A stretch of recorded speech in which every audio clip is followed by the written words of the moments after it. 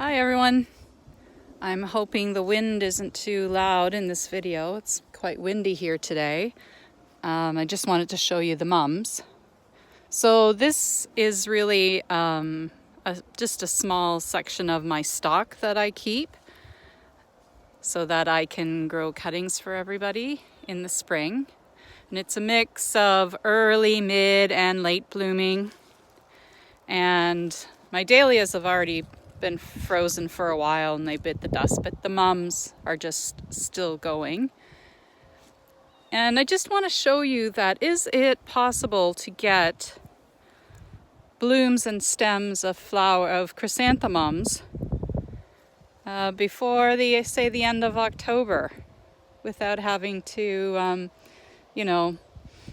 really cover or protect or warmth or whatever. And yes, you can. So these mums were planted very late. I would say these probably went in,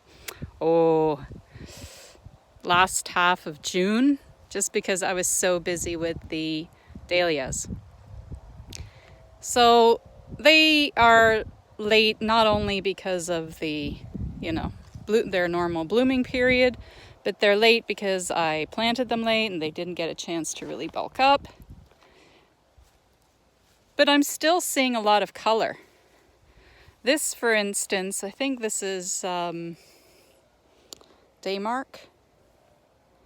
So it's a mid to late season bloomer, and it's covered in buds. And if this were under plastic, it would have flowered by now.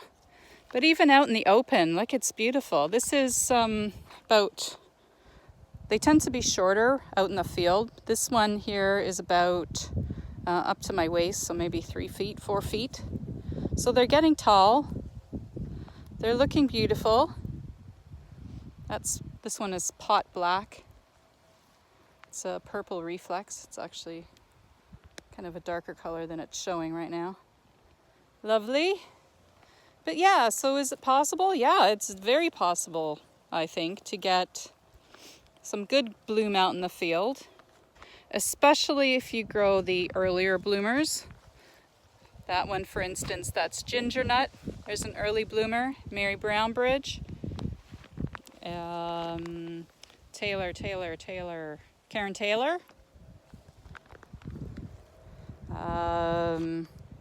Very messed up looking Billy Bell. This one is beautiful. This one is Buff Margaret. Definitely can get this one out in the field. And we've had lots of rain, and they're still looking fabulous.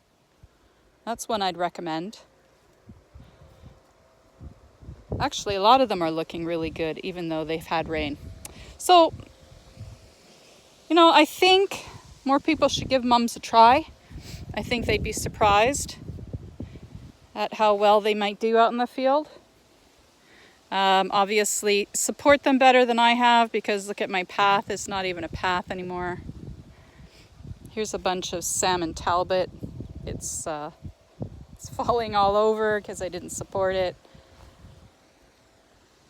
But yeah, it's going to be sad to take these down.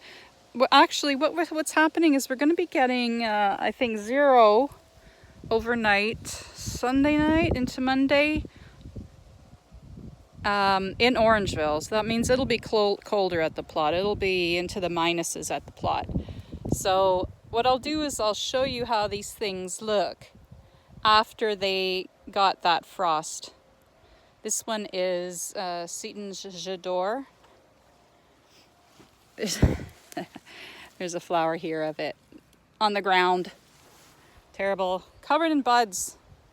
Oh, I really wish I get the chance to see this before it all goes. Take care, everyone. So I'm back at the house. Windy here too. And I'd love to show you what's going on in my greenhouse, but it's a little chaotic at the moment. So we'll take you through that a little bit later once I have things sorted. Dahlias are still blooming here beautifully. Here is some mums that I'm just starting to think about, you know, cutting down and bringing in for the winter. That's a beauty. I think that's apricot. Yep, apricot courtier. It's a beauty. And then we've got, I think this is rose Venice. Oh, they're gorgeous. Yeah, they're blooming away here. That's a spoon. I guess that's Paula red spoon. And these again are stock plants. So actually, here's a bigger one of rose Venice that has fallen over. Get an idea of it. So these are starting to obviously get impacted by the rain and wind and what have you. So I can start cutting them down. This is Sam Oldham. And these were extra stock plants just in case I needed them. So I'll be bringing all of those in. And then there's another section of mums. I think it might be easier just to show it down through here, my grapevine. So this is where I kept a whole bunch of mums just in 4-inch pots. A lot of them because I just didn't have the time or the space to plant them. Here is, it's not Baltica lime. And here's a nice larger bloom of the spoon, the Paula red spoon that I used to prepare create the seedlings that I have this year. So all of these in 4-inch pots. You can see over here I'm starting to take them out, check the labels, make sure they're right, cut them down, and then I put them in those milk crates that you saw in the greenhouse, and I get them cut down and ready for winter. And I'll probably pot a bunch of them up together. That's Zembla lime. No, Baltica lime. And then the dahlias are still going. That one on the end, that's Kay's Kelty Rose. This is 20th Avenue and Baker Street. They're beautiful. This one here, this is a tree peony. Needs a very long growing period. Not surprised it hasn't bloomed. And then here is my seedling, blooming away. Probably lost one. I still have a bunch of giants, like that Louis White. And then a whole bunch of Hypericum, which is actually so beautiful. Let me just show you here. So this is its second flush of seed pods. So it makes these pink seed pods. I guess the first flush is kind of towards the end of June. No, later than that. Probably first half of July. And then when you cut that back, it makes a second flush. And the bees absolutely love it. And these seed pods are gorgeous in a bouquet, actually. Anyways, take care, everyone. Hi, everyone. So it's the day after that kind of hard frost that we had.